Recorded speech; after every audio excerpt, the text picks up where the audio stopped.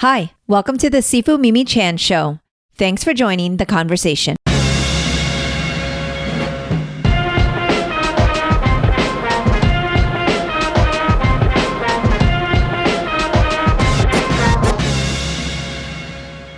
Coach Dan John joins the show again for the 12th time to discuss T.H. White's The Sword in the Stone philosophies on education. We also touch on Chat GPT, rote memory, and our tolerance for violence. Coach Dan John is a world-renowned strength coach and mentor to many in the fitness industry. Dan has competed at the highest levels of Olympic lifting, Highland Games, and the weight pentathlon. He has authored numerous books and continues to educate through his coaching and workshops worldwide.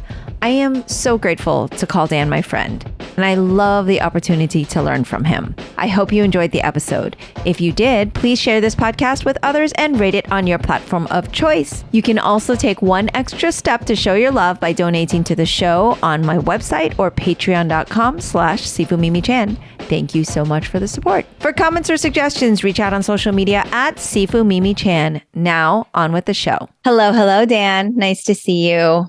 Hey, welcome. Hello. It's been a while. It's been a little while. I mean, the last time we spoke was the fall. I'm in Florida, so really it's like one season all year round, which is hot, gross. I mean, we have like a week. It was cold in December, apparently, but it has been a while. It has been a while, and it is really good to see you. And back at you. It's good to see you too. I was trying to head down your way in the fall, but you guys kept having hurricanes. I know. I was very disappointed because it wasn't just you, but also one of our good friends, like from Switzerland, was supposed to come that same week. And then nobody came to visit because Florida rejected everyone with its hurricane. So I'll be honest with you, after what your governor's been doing with Disneyland, I might not come down anymore anyway. I don't hold our governor against us. I know that's there's some things that he does that are just, trying to pick he's trying to pick a fight and everything he does. That's enough. I have opinions and I don't. I actually love your opinions. If you want to share, you don't have to, but I will say, go on. No, you go on. You will say. No, I was just going to say, I will say that those of us here in Florida, as Floridians, are also very frustrated. So he does not represent all of us, let's say. When you allow people to pick on the disenfranchised and the people are hurting, I believe in the absolute dignity of every human person, and I don't know why that's so hard for people to.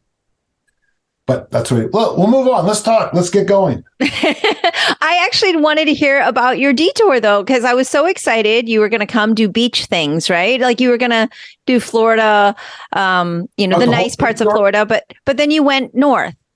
Do you want the whole true story? Yeah, sure. You sure?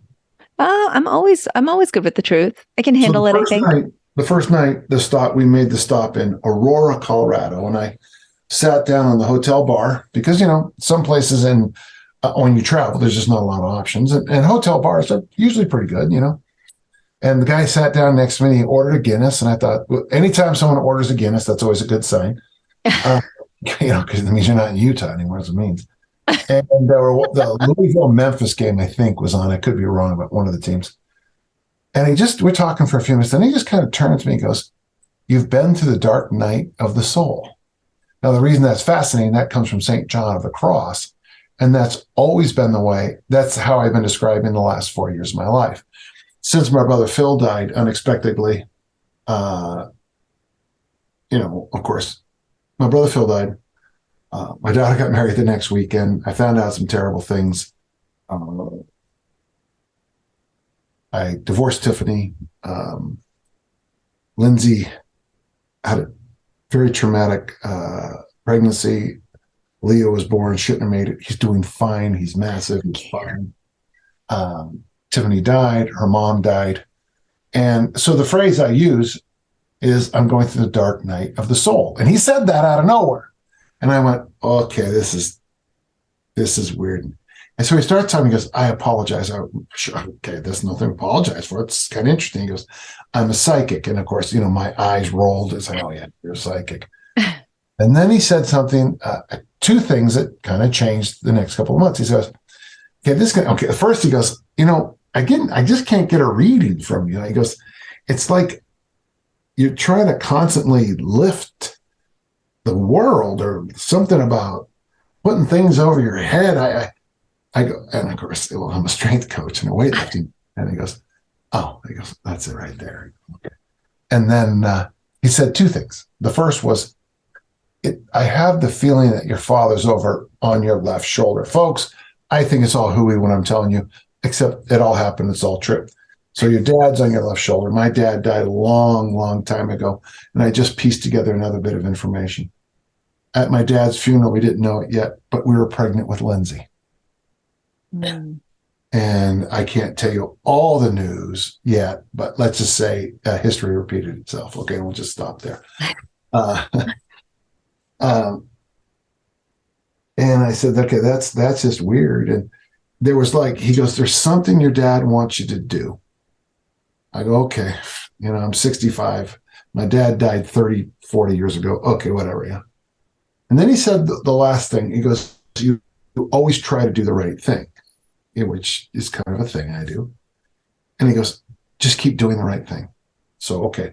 So as we're going across the country, next day we start up in Kansas. We go to the Emporia State, Pittsburgh State football game. That's because my niece goes there. So all my nieces and my nephews from that side of the family were all at the Emporia State game. We had a tremendous time. We go up to Granville, Ohio, because my mentor, John Powell, died in August, and he left me literally everything of value about discus throwing that he owned.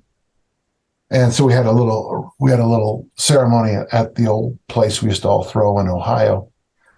And then every day the reports from Florida are getting worse and worse. So I just say to Eric, I say, well, let's go north and drop by. And the one person who couldn't make the memorial was Lonnie Wade, who coaches up at North Country Union High School. He was the last person to talk to my dad before my dad died. My dad was living in Vermont.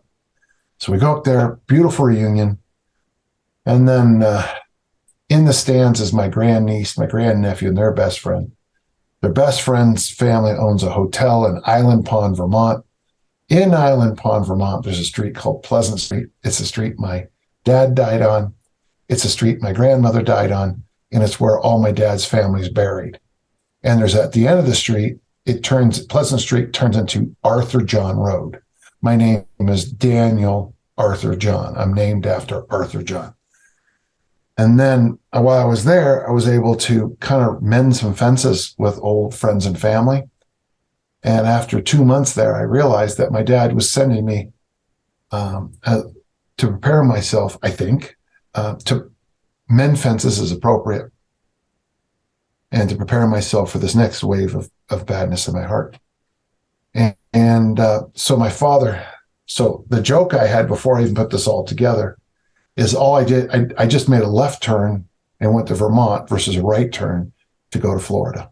My father was on my left shoulder guiding me there. Oh. And that's everything I just told you. And folks, I don't believe in that, but it all happened. So there you go. I mean, sometimes it happens the way it happens. And honestly, you were better off definitely not coming to Florida. So that was definitely a thing. The hurricanes were annoying, very annoying. Yes. Cheers. Well, wow, that's quite a lot. It's been a lot for you. Yeah, and I am failing right now at reading, at recalling the book I read, which kind of always, it talks about like grief and grieving. And I know that you're quite an expert on this, and also in like, I think mentoring is the wrong word, but also you would counsel people and also kind of comfort people in different environments for that. And it's interesting because I learned that one of the worst things, or a burdening thing, is to tell someone like, oh, let me know what I can do to help. Right. And instead of putting something on them, rather just saying like, well, you're just an amazing person. And clearly all the people around you that are now gone have made quite an impact on you and have a lot to do with who you are. And you're an amazing person. That I know. I maybe didn't know them, but I know you. And so, but I know that a lot of people always say, hey, let me know what I can do. And then it puts like actually a burden on the person who's grieving, right? To think of something that to kind of respond to. So I've learned this isn't just like me being amazing through like lessons and reading, like, wow, that's really insightful because that's the last thing people need to hear. It's like, let me give you an assignment now. So, but I will say that I am definitely sorry for all your loss. So it's been a time. Well, let's talk about whatever we want to talk about today. Sure. Well, we, as in you and I, this is, by the way, episode 12. So we're like at a dozen now, which is fun. And we have, of course, been exploring the lovely Sword in the Stone and in our own time, in our own way. And last time we did kind of the hero's journey, and which is kind of like leading up to the big journey that you just went on. But of course, now we are in the adventure of Robin Wood, which for those listeners who are thinking I said the wrong name, yes, I meant to say Robin Wood. Well, it's funny because the boys get corrected for saying it wrong because everyone in the forest says Robin Hood. Yeah, Robin Hood. It's not Robin Hood, it's Robin Wood. And it's a very funny thing. Once already, T.H. White is kind of having fun with the whole thing. And, the correct way is wood, but the people who live in the woods drop the W. So it's a delightful little story. Where are we picking up exactly on? And I'll grab by the way, my sister was here this last few days, and this is the version of the book that she gave to me. Yes. And I have the same one. And if you look over there on that wall right there, that painting there, that black and white, is the author Dennis Nolan drew that. And he also added for me Never Let Go on it. So that's kind of cool. And the reason I bring that up this time is because it is the picture in the book of their homecoming. So, real quick. So in this book, loot players. The only one little problem with this particular chapter is it's 4 chapters, right? Sorry, repeat that. This chapter.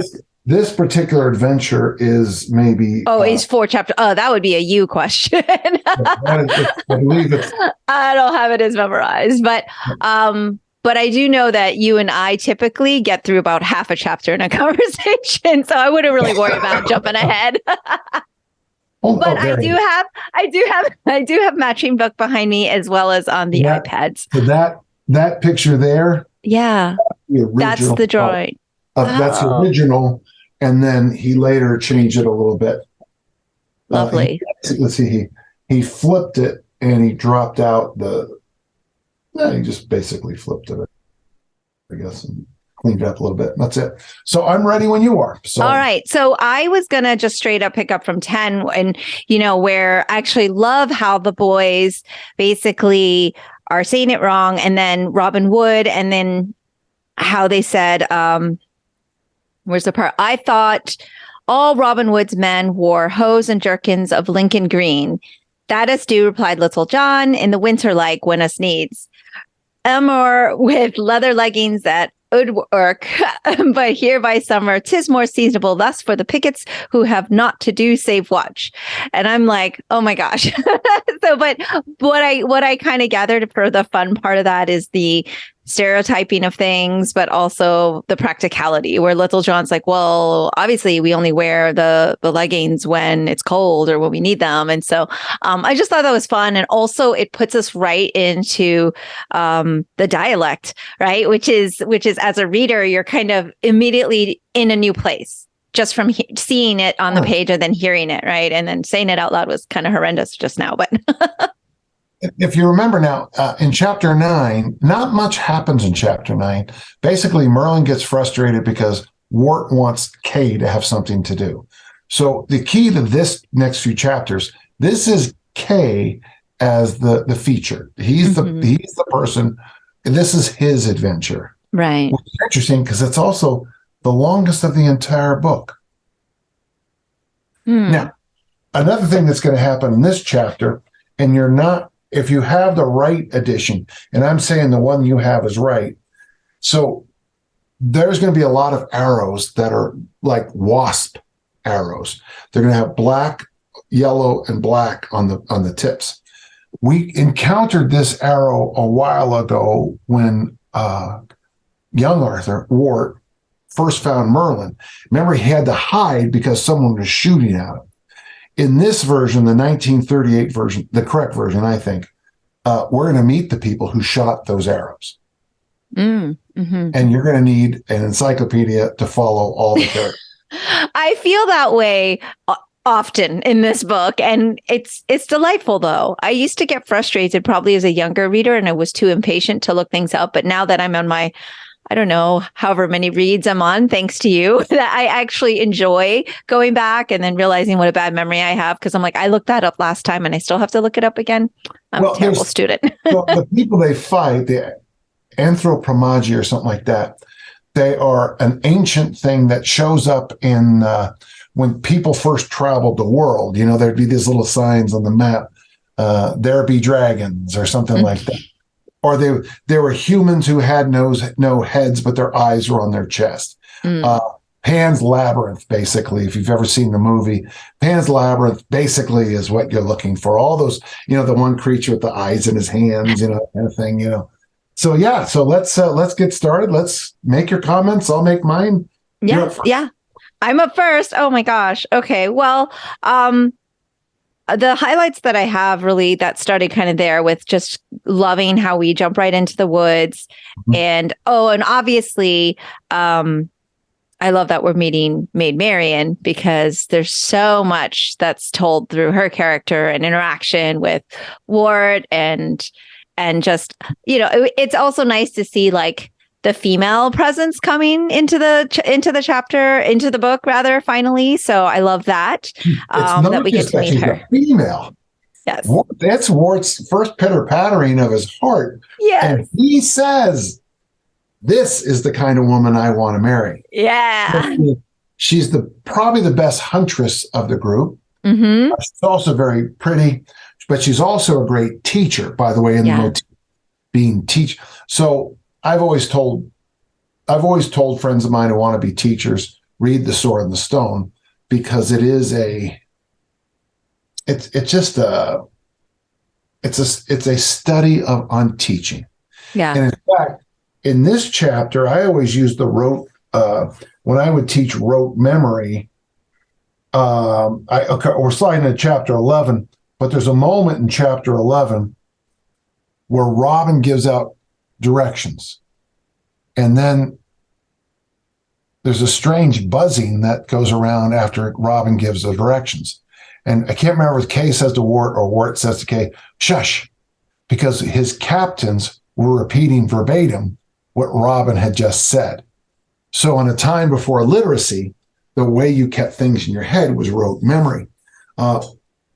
It's interesting because in education, as we sit and teach, there are still people like me who believe that there is a great value in rote memory. But you can sit back and tell me, well, I don't need to know that's the femur, the thigh bone.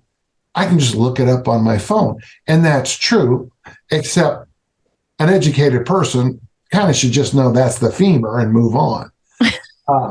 You know, we used to have this one question that used to get asked every year at Judge Memorial for student body president. A student would always ask, what is the capital of Vermont? That was a standard question. Now, if you know who my background, you might know who came up with that question. But the answer is Montpelier. Now, here's the thing. We had a new director of whatever, student of government or whatever the hell it was, who said, I don't want stupid questions like, what's the capital of Vermont? And I argued with the person. I said, there's two things. First, do you really want someone running the student body who doesn't know the 50 capitals? And the person said, well, that's just not very important. And I leaned in and I thought, wow, we're from different, I was about to drop the F-bomb. We're from That's different. okay, you can. And then I realized something else, that the students who are running for student body president should know that that is the question asked every single year. And if they won't do that tiny bit of preparation, they're not going to do anything. They're just going to be the typical crappy high school student body president who is really popular and is early part of the year, and he's hated by everyone towards the end of the year because they don't do a damn thing. If you don't know the capital of Vermont, then especially so gentle listeners, next week, you need to know the capital of Vermont. I'm giving a whole week. If you can't do it by then, I don't want you driving my car. There you go. Yeah. Well, I think that's really fascinating, though, because we always talk about The Sword in the Stone being a book on education and a book being on people who want to be educated as well as educators, right? So it's just so much a book on education. And of course, growing up, I never saw that. You just see this like, oh, it's a story about the kid who could pull the sword out and he was the gifted one or whatever. And it's kind of like, oh, there's that thought of the chosen or gifted one versus the one who's on a path of learning or has like an openness to learning. And I think the chosen one is Kay. The chosen one in the story is whatever you want, his step brother kind of. Yeah. Another great little line in the book is when Kay and Ward ask, I think it's John, how did you know we were coming? And he said, us knowed. Us knowed. Now, I don't think that's correct English, but even though, that would be an interesting thing. How do you know what you know? Well, probably somebody told him, and in his world, if you get told something, you know it. Mm-hmm. And again, I think that ties back. I don't know if T.H. White was doing that on purpose. We'll never know, of course, but I always thought that was a brilliant little thing. So us knowed, and then a few paragraphs, maybe in a whole chapter later, the rote memory. And that's how you know. You know because you put it in, there's a great, the word for memory in Spanish is recordar. And it means to put into your heart again. And I just think that's a fascinating way to look at one of the sub-themes of this chapter.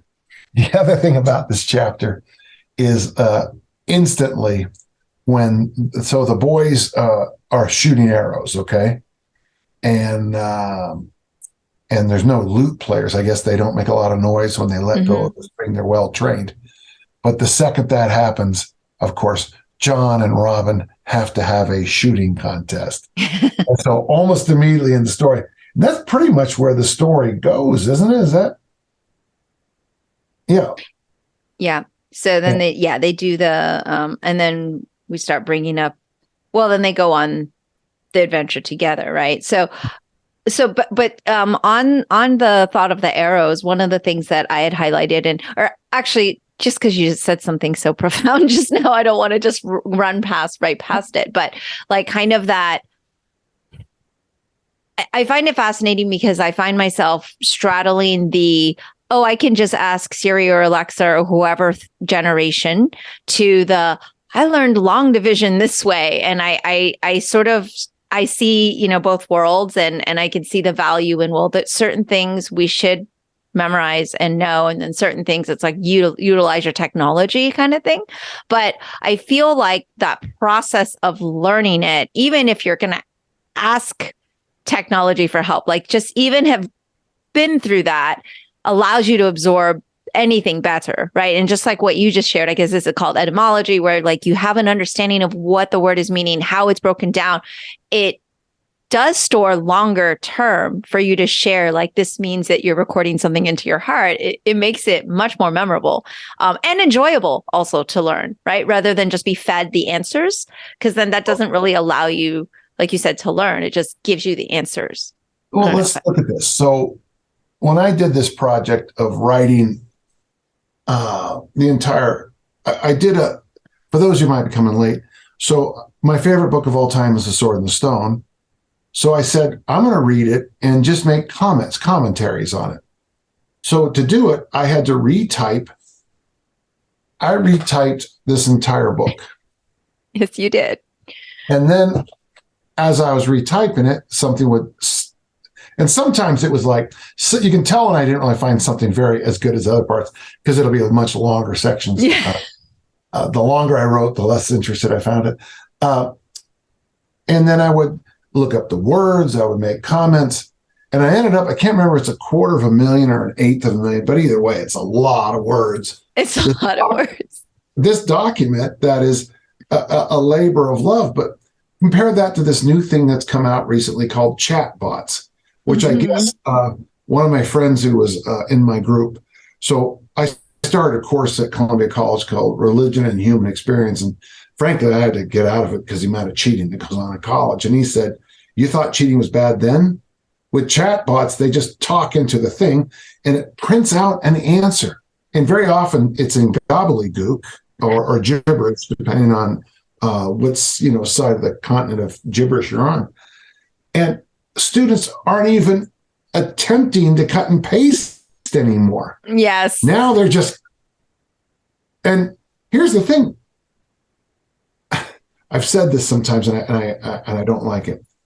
You pretend to learn, I'll pretend to teach.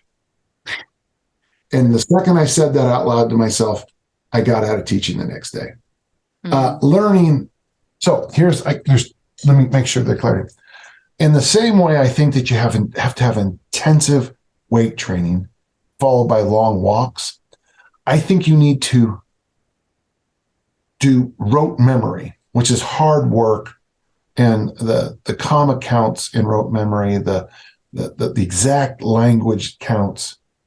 And then long conversations, dialogue, thinking, absorbing. The great conversation, is I think it was Mortimer Adler called it, is that you memorize this thing, maybe one sentence from every chapter, and then you bounce that sentence off, and we all have 20 different sentences we memorize. Then we bounce this idea across, and then pretty soon, this isn't just a book, but it's a treatise on how to become a better teacher. It's a treatise on how to become a better thrower. This same book, The Sword and the Stone, that I use as a teacher to improve my teaching, I use as a discus thrower to improve my throwing, and as an Olympic lifter to improve my lifting. When you get to the chapter on how he pulled the sword out of the stone, it is a mini study on how to deadlift. Oh, we'll definitely be getting there. Yeah, we'll be definitely getting there. It's how to deadlift. Never let go. Never let go.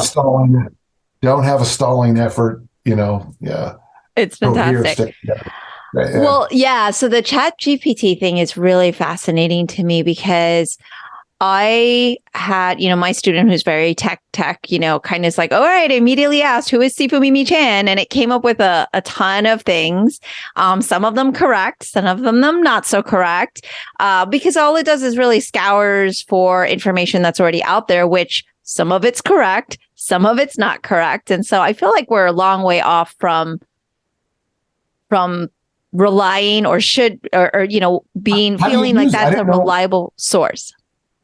How do you use it? I didn't know you could. So I've never used it, but apparently it's like an open AI model. And so you can ask it to, like, I was listening to one of these podcasts that I think it was actually the Daily or something. It was like, Chat GPT, tell me a story in Shakespearean language about me going to the store. And then it'll literally come up with a story about that, and they'll say like, hey, 1930s mobster style language, and it will actually come up with something.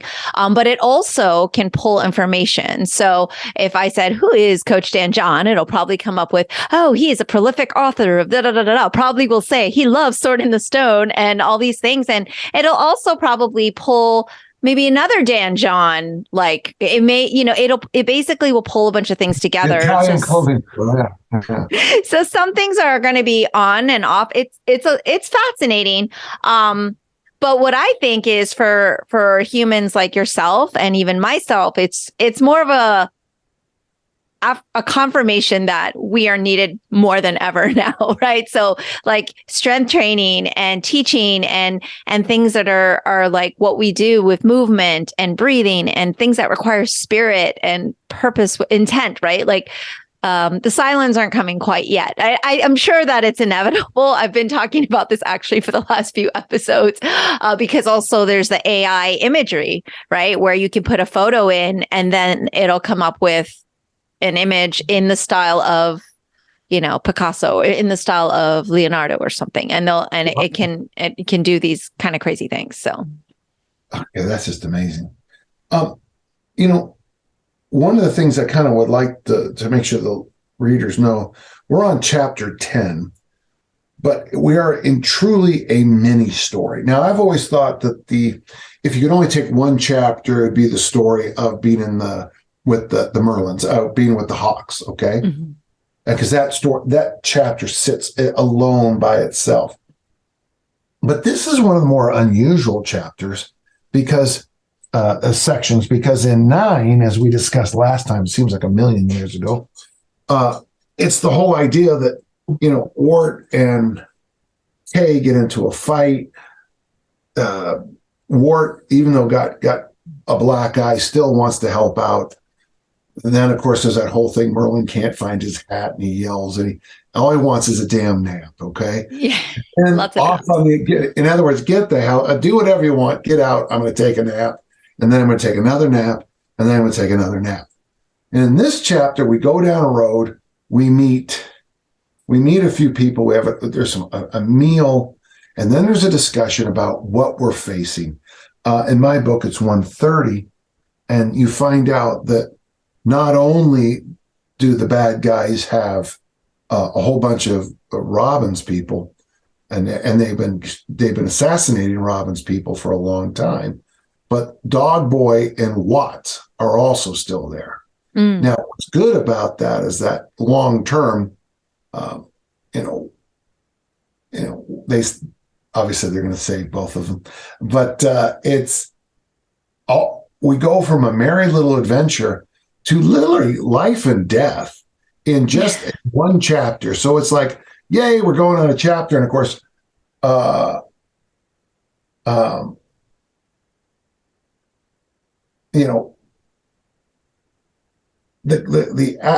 anthropomage, or whatever they're called, are going to eat Dog Boy, Watt, and Robin's men at the feast coming up. So they're heading in to stop cannibalization of their own people. Right. And it's, for some reason, eating other people is like, I hate to call it the last taboo because there's many taboos, but eating other people just seems to touch a button for many people, for many humans. Mm-hmm. That is like the unforgivable part. Yes. So I didn't see it, but the Jeffrey Dahmer show was on, and somebody said it was quickly incorrect, and I'm like, "Shut up! The guy was a cannibal." And it's funny because that was my reaction when I first heard about the whole stories. Yeah. I mean, I don't care about it. No political correctness. And again, if you wish, gentle listeners, send your comments to Mimi. Dan John is anti-cannibal. Okay, I am. I admit it. Soylent Green is people. I don't like that. No, we did talk about cannibalism last time too, because it was like, here's what's coming. It's that unthinkable word and unthinkable act, and it's not good. Cannibalism, not good. Agreed. Yeah, I'm with you. And it's interesting because one of the things they do in the zombie films, which I hate, I don't like zombie movies or TV shows, but there is that idea of eating humans that just seems to it is just one of those things we humans get. And so here we have, in this nice, and it's probably that 10 is probably the fastest chapter in the whole thing to read. There is one other line that's wonderful, is when Maid Marian asks Arthur, and Arthur's already got a little crush. and she says, "Can you shoot?" Wart says, "Trust me." Yeah. It's a great line. Trust me, I got this. And Sir Kay goes, let me try. It's such a delight. So there's some funny stuff in the chapter. There's some humor in the chapter, but there's no question about it. This chapter is setting up a very, very confrontational next chapter. Mm-hmm. Now, there is one issue. There are 3 radically different versions of this next chapter. Okay. The original has the quasi-human, and in this book there's a nice picture. Yeah. So these are the anthropophages. It's those guys. Okay. Yeah. That's who are fighting. In another version, It looks kind of like Gollum in that. oh yeah. In another version, it's a very, very extremely heavy woman who basically has the color of lard and white sugar, and she's disgusting. And in the third version, the one that makes the once and future king, basically they're just going in to fight. I mean, there is some enchanted parts to it, but it's very tame. And there's a single griffin that they have to deal with. Mm-hmm. And the griffin, of course, gets killed by Kay, and Kay keeps it as a trophy. The head is a trophy. Yes, that's his trophy. And the versions, the problem I'm having right now, and don't take it wrong, the 3 versions are swimming in my head a little bit. But it is, in the version we're reading, I would say that the merry men do. It's not. Let's just say it's not. There's a word I hate a lot when people talk. It's called fair. Fair. I really worry about the word fair. That's not fair. Well, shit, man, life ain't fair. But so they basically jump while they're sitting around a fire. They just start free firing into them without any warning, and that's the only reason they can win the battle. And Robin's men slaughter the human-like people, and then kill all the other projections. And there's a lot of griffins. It's a very loud chapter, a lot going on. And in the once and future king, it's barely a hiccup, that part of the story. So that is my knock sometimes on abridgments and changing. And I'm going to say this right now. Roald Dahl and somebody else. Now, Nancy Drew's books got rewritten to fit modern audiences, and now Roald Dahl's books are being rewritten, and I find it fascinating because I don't know if I'm a fan of that. Mm-hmm. Mimi, maybe you can help me out. You've helped me in the past on things I don't understand. Oh, really? Yeah, you have. Yeah. So well, go ahead. No, I mean, when you say rewritten for modern audience, you mean like they're changing language or formatting, or because I'm unfamiliar. Little Bobby was a fat little pig of a boy. Ah, okay. And then Little Bobby was larger than his good friends. Mm-hmm. I'm actually with you on this, which is, and you're the one that always has the quote, is it Dennison quote, which is not to judge. With Stanley, don't use the norms of today to judge the people from before. Yeah. And I actually find being that one of the things I'm kind of fighting for right now is history being taught. Like if we don't know historically what was said, how it was said, and with what intention things were said. I mean, words matter, but I think it's really important to show also evolution as well in terms of like, maybe this was accepted at one point or this wasn't, and why it's not, or maybe we shouldn't take it so harshly, right? Because in Chinese, actually, this just came up. My friends were here and they speak, they're from Hong Kong, and the word stupid is very loose in Chinese. Like you say, oh, stupid boy all the time. But when you say it like, you're such a stupid boy. Oh, this guy's so stupid. He's so, over and over. And we're like, oh my gosh, it sounds so, and it's not even a bad word, but it seems very harsh and direct. But that's very, very much the Chinese language is very literal, right? So I get called fat all the time when I go to Asia, or, like, oh, wow, you got fat, and it's not with harsh intention, right? And so that's like a cultural thing to have to understand. And so I feel like if we take books. Explain that to me. Wait, say again. What am I explaining? So when we used to go get our, pedicures or haircuts in Yeah. California, the nice Asian ladies would say, "You're so fat." Yeah.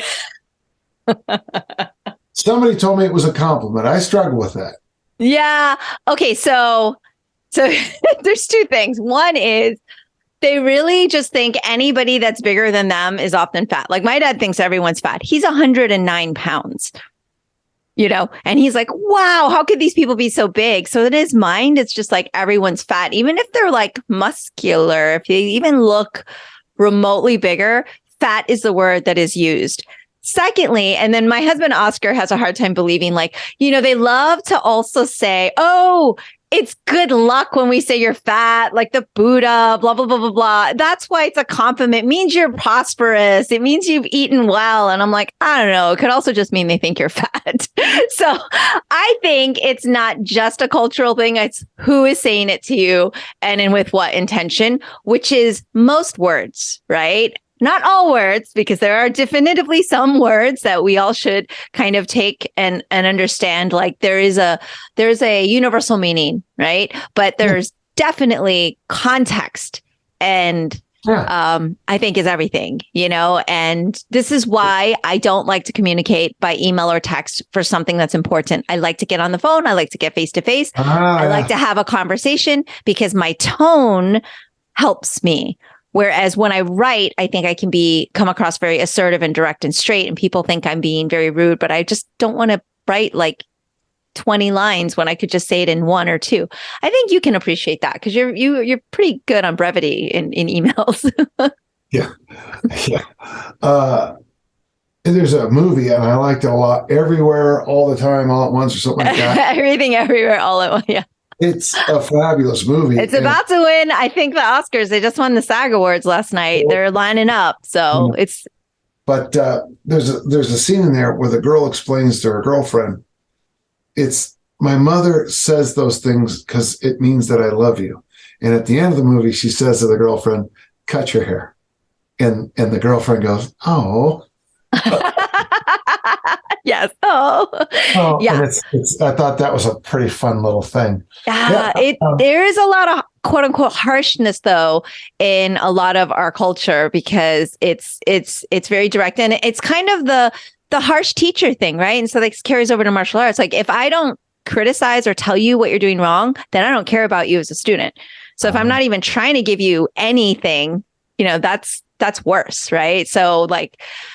Or it's just a way of softening us up to make us feel better about our parents constantly criticizing us. That's pretty good. It's been very generational. Yeah. Yeah. And if anybody wants to, if they, for example, go in and, make Huckleberry Finn, user friendly, then it's like, okay, well, let's go in and make the Bible user friendly. I disagree. I don't think it should. I don't agree with that. I'm not a fan either. Just to bring us back for the listeners, the chapter that we have in here is very ugly. It's a very brutal chapter, and our Robin's troops fight a very brutal battle against people who want to eat other humans, and it's just. It's funny because when it came out in 1949, the version that was shipped to the States, that was the chapter that they decided to make more palatable for the American audience, which is fascinating because when the books come out, 1939, I apologize, 1938, 1938 is the British, 39 is the American. I'm sorry. And of course, you got Hitler in Germany. And that's where this book comes from. The Book of Merlin is when White is trying to figure out what's the deal with these communists, these Soviets, and these Nazis. And I guess the reason I want to make sure we bring that up is that I could probably have a movie where every other scene, someone gets their head shot off, mutilated, eyes gouged. And it would probably be okay for teenagers. But if you saw a 65-year-old couple embracing, getting naked, and making love, it would get a hard, either that would have that adult rating or NC-17, whatever the rating is, Mm-hmm. the hard R, the whatever that's. Yes. So, having people gouged and tortured to death, that's fine. Yeah. But showing a 70-year-old woman's boob, yeah, We talk, my husband and I talk about this all the time because he's like, oh yeah, when I was younger, it was fine to totally watch RoboCop and Predator. But if there was like a sex scene on, my parents were like, leave the room or you can't watch or anything or any nudity, right? Like just so funny because it's like, this is completely okay, but this is not. Yeah. But in America also, I think nudity is which is so strange that like the difference between Europe and the US in terms of like acceptance of nudity and kind of the human form, right? Oh, it's in fact, it when I go to the Scandinavian countries, it is, well, I was going to say eye-opening, but that's probably inappropriate. But there is a definite change, yeah. And the reason I want to make sure we kind of talked about that is that this is the middle of the book. And I often have thought that if you believe in the chiasmic method of writing, that this story is the peak of the book. And then everything else starts to interact, the beginning interacts with the end and and things. But when I did that big study, I decided that these chapters were the ceiling, the connecting point of the whole story. Because Wart and Wart and Kay go on this adventure kind of as little boys, and Arthur is going to get hurt badly, and Kay is not going to be the same after this. Kay is kind of a hardened warrior now too. He's on the path to being a warrior, and Arthur is injured and injured badly. He gets better, obviously, and there's more adventures. But it is that moment in the story where all the rules change. And by the way, this is the first story that you'll find. Arthur's not a part of it. Now, when they come back, he predicts it to the second or whatever it is. But there's Arthur. Pardon me. Merlin is not in this story. Pardon me. Merlin is not part of this. And so we have a Merlin-less chapter because, you tend as a reader, you start to fall in love with the Merlin character. He's fun. He's Gandalf. He's whatever wizards we had in the Game of Thrones. I've forgotten them. But, he's the one that, hocus pocus and all that other stuff, and all of a sudden, nope, he's gone. And, what wins the battle is shooting your arrows and fighting. Yes, very medieval. Yeah, it's a very medieval type chapter, like very knights in shining armor and the Robin Hood, right? Yeah. But you're right. It's kind of weird how grotesque it like suddenly takes this turn from this boy's journey, and then we're in the woods, and suddenly it's like violence and mayhem. And when we get back, there's one or two stories, and then there's the Christmas stories where it's Tightly or something like that shows up to do the boar hunt, and then Robin shows up for the boar hunt again. And those are shockingly violent chapters, And so we're also going to, in this version, we have to kill a giant. Well, we have to deal with a giant named Galapagos, and it's just kind of there's the stories.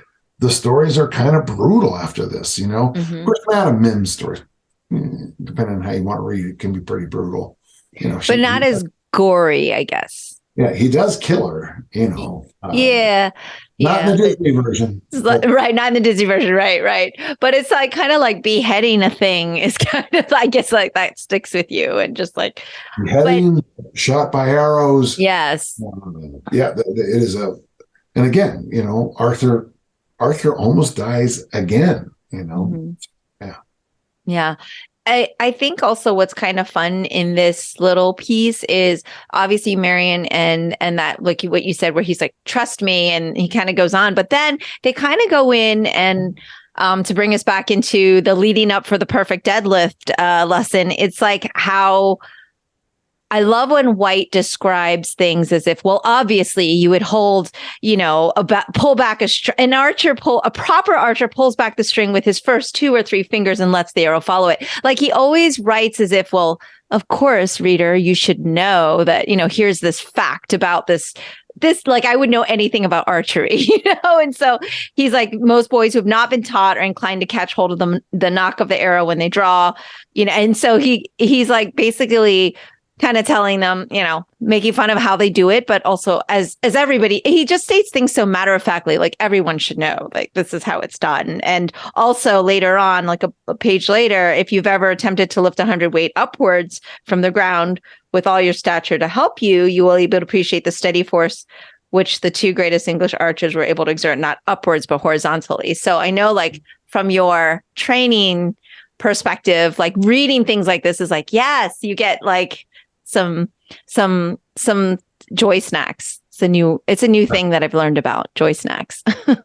And you remember, you're only a longbowman should only shoot a longbow that when it's not knocked, when the string is loose, should be as tall as you are. And Kay, early in the story, tends to overbow, so his bows are too tall for him. And of course, in this story, I think he shoots Maid Marians. I think they use Maid Marians. Yeah, I think Robin says, hand over, let them give it a try. I think that's what the part is. And so early in the story, if it's the story where we meet Merlin, in fact, Kay is shooting poorly because he's using too long of a bow. And it's considered bragging that when you're it's like whenever I see a guy pull up in a big diesel truck, and the joke at my gym is the joke is we just say he's compensating. So that's our standard joke at the gym. That's a big truck. If you have too big of a bow, it's like you need a big diesel truck or whatever kind of. It's like you're compensating for small issues in your life that maybe. I love it. Yeah, exactly. But I think this part's a little bit like maybe you said the kind of calm before the storm, kind of softening the madness that's about to happen with a little humor, with the little competition between Little John and Robin, and just kind of like, John's like very strong and is able to kind of just do things like with ease. I think they make it sound like a caress, they say. And you're right. I'm not sure the next chapter has anything. A chapter 11 in my. I'm not sure there's a single funny moment. The Nissites, the yelling, the flesh, the Scipiods, huge. And in this one, Warts gets hurt by a Scipiod, not a griffin. But yeah, there's that entire next chapter. There's not a single moment that would, delight the heart of a little one. In fact, it'd be a scary book to read right before bed in a way, because our hero might be dead. He's fine. Next line, he's fine. So don't worry. Spoiler, at the end, he pulls a sword from the stone. Kind of like in the Harry Potter, the 3rd book, The Prisoner of Azkaban, when you get 2/3 the way through the book and you're like, what? Because a whole bunch of bad things just happened. Mm-hmm, mm-hmm.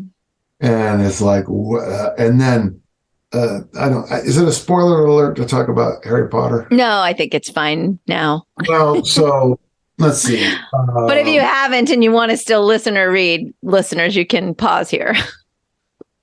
Oh gosh, the book goes 2/3 the way through.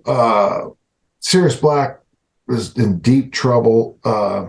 The griffin, right? It's a griffin. The big, isn't it the flying animal? Is it the griffin? Yeah, the one that no. Hagrid's. I thought it was a. What is it though? It's not a dragon, but it's a. Yeah, it's a winged thing. His pet. A wing, it might be a griffin. Yeah, but whatever. I can't remember the name of it. It was like a cute little. It's been and put to death and everything. So there's a bunch of deaths that have happened, a bunch of bad people have won. And then, of course, bingo, we've got a whole new story on its way. Yeah, Sirius and Harry are about to both die. Yeah, that's that's where we are. Yeah. I think though, like, even as viewers, like, we kind of know, like, oh, obviously the hero can't die, right? Like, you still, if its story is told well, then you still feel that peril and that fear, right? And so, because you're invested in the character, you don't want anything bad to happen to the character. Well, Alfred Hitchcock, this is why Psycho doesn't have the impact it used to have. In the opening scene, the star of the show dies. Yeah, Vivian Lee, right? Tim Hedren was the draw. And I never saw it because I was like 3 or 4 when it came out. But I remember people talking about it years later, like, I didn't. That just didn't. And doesn't come back from the dead. There's no metaverse. There's no, it doesn't, no she's dead. She's dead. And who's a big star right now that people are doing movies about? Like Harrison Ford died in Star Trek. Right. Or Tom Cruise dying in Top Gun would have been Maverick. Would have been kind of shocking. But in the opening scene. Oh, right. In the opening scene. Oh, you mean that it actually happens? I thought you meant what if that happened? No, he died. I didn't see the movie, so I don't. Did he die in the movie? No. No, I thought you meant like what if one of the biggest characters died? Okay. Like Game of Thrones kind of did that, right? In the season 1, like Ned killing the one person we like. Yeah. Yes. So like, you had to kill him right away. But yeah, Disney likes to do that with every parent of the lead character right at the beginning of the film. There are big downers that way. Mom and dad had to die. Yeah, what's the whole theory about the little girls from Let It Snow, Let It Snow? Frozen. Frozen. Yes. Their parents die in a shipwreck, and that's the ship that Little Mermaid has that's the one that she hangs out in. There's this big conflict. Oh, okay. That's where she got all the trinkets and. Yeah. Who cares what? But it is funny you say that. Opening scene of Top Gun. Tom Cruise does the whole. Anyone ever wonder if Tom Cruise has had work? Have you ever seen S.E. Hitton's read the book, The Outsiders? Well, if you look at the movie, he's in there. Yeah. He don't look anything like he looked later. His face, his teeth are completely different. But in the opening scene, he gets up on a training mission, touches a mountain, flips in. Yeah. That would have been a moment of directorial courage, I tell you. Yes, that would have been something. But it doesn't happen, I'll say. But I would be very curious. I really loved Maverick. Loved it. It's been a long time since I was so excited at a theater with the right amount of nostalgia and the right amount of fun and just enjoying a popcorn film. Without being grumpy. I was very, very pleased. If you like the first Top Gun and you have kind of an affinity for that time and you're like, yeah. And it was moving. There was a lot of moving parts. And it was just the right amount of nostalgia and like an homage, but not a replica. I gotta say, he makes good films. It was really good. So I enjoyed that. But yeah, that would have been an alternate ending. And I was gonna say, this little and I know we have to wrap up now, but this little Robin Hood section also feels a little bit like that choose your own adventure. This could be you go into the woods with Robin Hood, or keep going on the adventure and just cut around it. It's kind of like a piece, like you said, a short story within the story where it's a little bit of a choose your own adventure. We could have opted. It's a good way to say that. Yeah. And keep this in mind. Merlin's not afraid to put the boys in harm's way. No. And there's a chance they can die. And I'm interested, I get a lot of parents who say, well, I don't want and I don't, this is an opinion thing. I'm just saying, I don't want my boy playing American football because if he makes it to the NFL, he'll have concussions. Well, that's a big if, Mom. But so you're going to find a sport that has less head contact. I'm okay with that. But if you keep taking the danger away from everything, yeah. I don't know about little girls, but little boys will find far more dangerous ways to do things than the organized practice field. I'll say that. I definitely think that can be said for humans. And it's just human nature. Also, when you tell someone no, they're more likely to really want to do it. It's like that whole restrictive thing. There's a, age limit for alcohol here. Whereas in the islands, where my mom is Jamaican, and it's not a big deal. There's probably less drunk drivers. There's probably less, it's just a restrictive thing. Right. And obviously there's certain things that are very bad for humans. I live in Utah. Trust me. Look up why crabs is exploding in armpits in Utah, and then get back to me if this is a real thing, because it is. Crabs in armpits. Because if you restrict things, people find a way around it.